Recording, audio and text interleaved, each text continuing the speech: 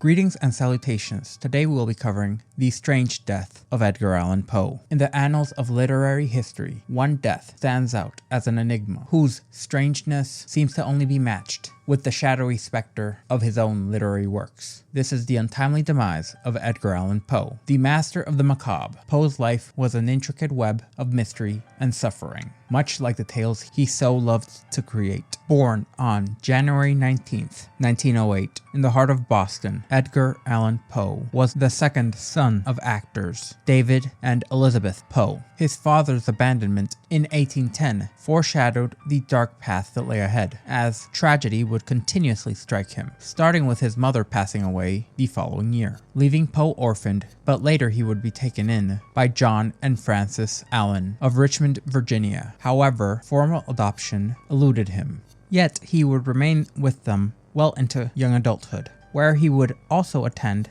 the University of Virginia. However, he would leave a year later due to lack of funds. He would end up quarreling with John Allan over the funds for his education, along with his gambling debts.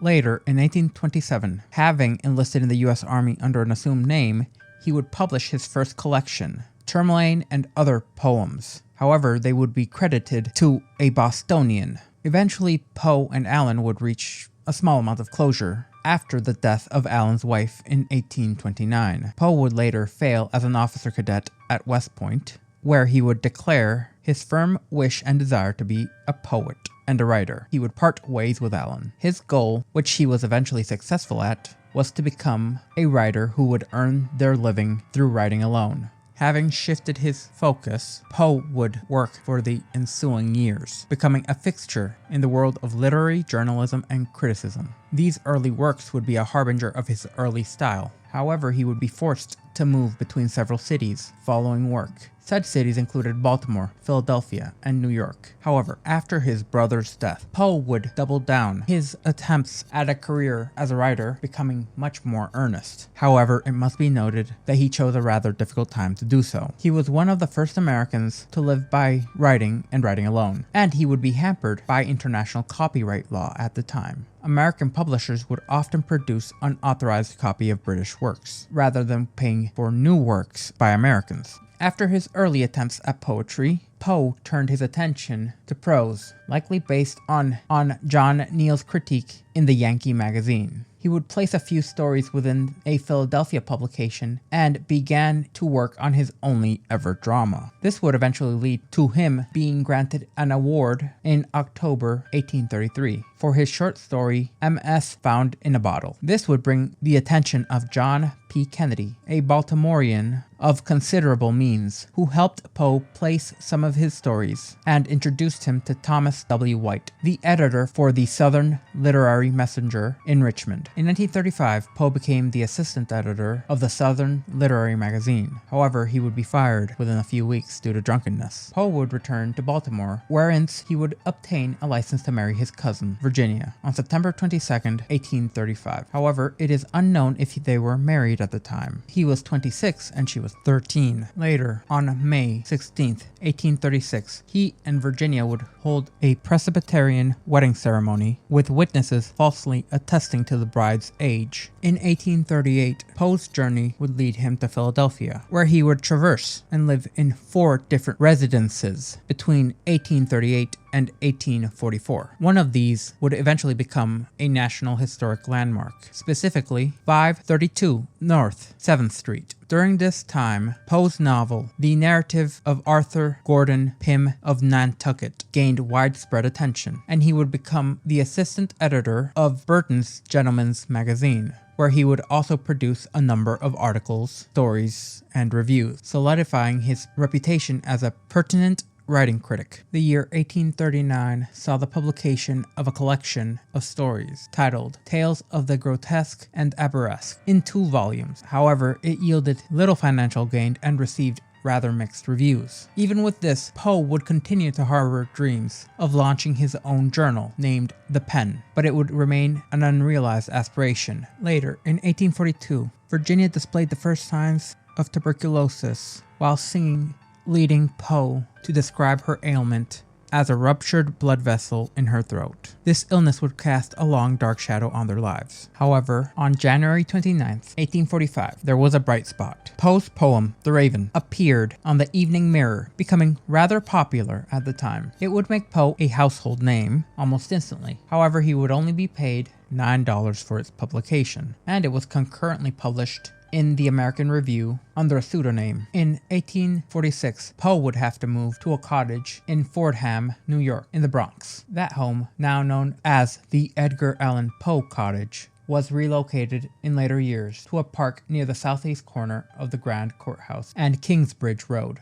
In this area, Poe befriended Jesuits at St. John's College, now Fordham University, and then Virginia would die at the cottage on January 30th, 1847. Biographers would go on to suggest that Poe's frequent theme of death of a beautiful woman stems from the repeated loss of women throughout his life, including his wife Virginia. Becoming increasingly unstable after his wife's death, he would attempt to court poet Sarah Helen Whitman, who lived in Providence, Rhode Island. However, their engagement would fall through rather quickly due to Poe's drinking and his rather unstable behavior. There's also a notable amount of evidence that Whitman's mother had a large hand in derailing the relationship. Poe would return to Richmond, only to resume his relationship with a childhood sweetheart, Sarah Royster, and they would become engaged just prior to his death in 1849. On a rain-soaked day in Baltimore, on October 3rd, 1849, Joseph W. Walker, a compositor for the Baltimore Sun, embarked on an errand which would permanently tie his name to the legend of Edgar Allan Poe. It was election day, and the lively Gunner Hall had been transformed into a polling station for the bustling 4th Ward. But what Walker stumbled upon amidst the political fervor was anything but ordinary. While legend states that he found a man laying in a murky gutter, shrouded in disheveled attire, records show that he found him either within or right around Gunner Hall. However, legend does correctly state that the man he found was both delirious and wearing shabby second-hand clothing. Finding the semi-conscious man who was unable to move, Walker would approach him and discovered something unexpected. This was Edgar Allan Poe. Worried about the man's health, he stepped up and asked Poe if he had any acquaintances in Baltimore who might be able to help him. Poe would give Walker the name of Joseph E. Saundergrass, a magazine editor who had some amount of medical training. Immediately, Walker would write a letter to Saundergrass asking for help. As it happened, on September 27th, almost a week earlier, Poe had left Richmond, Virginia, bound for Philadelphia in order to edit a collection of poems for Marguerite Street Leon Loud. When Walker found Poe delirious outside of the polling place, it was the first time that anyone had seen him since the poet's initial departure from Richmond. As it so happens, Poe had never made it to Philadelphia, nor did he ever make it back to New York to escort his aunt back to Richmond for his impending wedding. Poe never managed to even leave Baltimore, it appears. And in 4 days between Walker finding Poe outside the polling place and Poe's death in October 7th, the poet would never regain enough consciousness to explain what fate had befallen him. Dressed in clothes not his own, and found incoherent on the street. The night before his death, according to his attending physician, John J. Moran, Poe called out for Reynolds, a name which to this day remains a mystery. The intrigue around the death of one of America's foremost writers has created a labyrinth of theories, some mere suppositions, others rather complex in their formation. However, due to the lack of information about the case, it becomes hard to fully dispute any of these theories. One of the first theories appears in 1867, published by biographer E. Oakes Smith. In her article, Autobiographic Notes, Edgar Allan Poe, she would write, "At the instigation of a woman who considered herself injured by him, he was cruelly beaten and blown upon by a ruffian who knew no better mode of avenging supposed injuries. It is well known that a brain fever followed." Other accounts mentioned ruffians who had beaten Poe senseless before his death. Eugene Diddler wrote in his 1872 article, The Grave of Poe, that while in Baltimore, Poe ran into some friends from West Point who prevailed upon him to join them for a night of drinks. Poe, unable to handle his liquor, became madly drunk after a single glass of champagne, after which he left his friends to wander the streets in a drunken state. He was robbed and beaten by ruffians, and left insatiable in the street all night. The next theory comes from the location where Poe was found. At the time, there was a practice called cooping, where people would, under the threat of violence, force others to vote for their preferred candidate. This was extremely popular in Baltimore around the mid-1800s, and the area where Edgar Allan Poe was found was by a polling site. And over the years, the concept of cooping has become one of the most prevalent to explain Edgar Allan Poe's state, as he potentially had been forced to vote multiple times in a coping scheme. A member of the faculty of Johns Hopkins University once explained it as, "The general belief here is that Poe was seized by one of the gangs during the election and forced to cope, as he was stupefied with liquor and dragged out to vote, then left adrift to die." A theory which would pop up significantly later would be rabies. In 1996, cardiologist R. Mitchell Benitez was participating in a clinical pathological conference where doctors are given patients along with their list of symptoms and instructions to diagnose and compare with other doctors. The symptoms of the anonymous patient, who was noted to be a writer from Richmond, were clear signs of someone who had succumbed to rabies.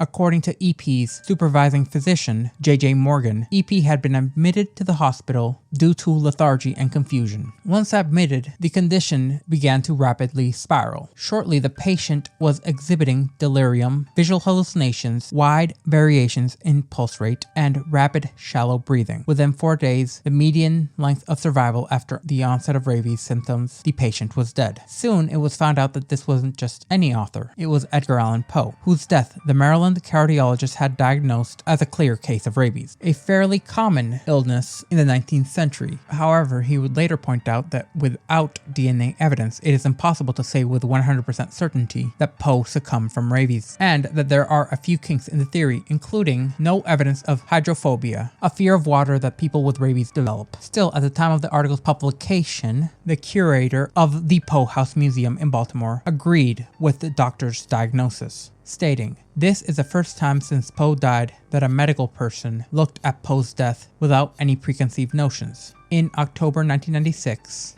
in the same article, he would state that if he knew it was Edgar Allan Poe, he'd think, "Oh yeah, drugs, alcohol," and that would influence his decision. Dr. Benitez had no agenda. Yet another theory was a theory of murder. In his 2000 book, Midnight Dreary: The Mysterious Death of Edgar Allan Poe, author John Evangelist Walsh presents yet another theory about Poe's death. This one stated that Poe was murdered by the brothers of his wealthy fiancée, using evidence from newspapers, letters, and memoirs. Walsh argues that Poe actually made it to Philadelphia, where he was ambushed by his fiancée's 3 brothers, who had warned Poe against marrying their sister. The author supposed that, frightened by this experience, Poe disguised himself in new clothing, accounting for the secondhand clothing, where he supposedly hid in Philadelphia for a week, before heading back to Richmond to marry his fiancée. However, the theory here states that the brothers intercepted Poe in Baltimore. Walsh postulates that they beat him and forced him to drink whiskey until they could send him into a deathly sickness. Walsh's theory gained traction amongst Poe historians and even book reviewers. Edwin J. Barton, in a review for American Literature, called Walsh's story only plausible and not wholly persuasive. However, he concluded that Midnight Dreary was interesting and entertaining, but its value to literary scholars is limited and oblique. These are just a few of the theories surrounding the death of Edgar Allan Poe. These, nor the others, fully explain the circumstances around his death in a manner which reaches any form of consensus. In the speculative realm of mystery which veils the demise of Edgar Allan Poe, those interested find themselves ensnared by a tapestry of tantalizing theories. However, this enigma persists, and it appears that no matter how much time passes or how many people attempt to solve this case, the answer to the riddle of Poe's demise may forever elude our grasp, remaining a puzzle unsolved forevermore. If you remained with me until the end, I thank you, and I do hope you stay tuned and subscribe for more content.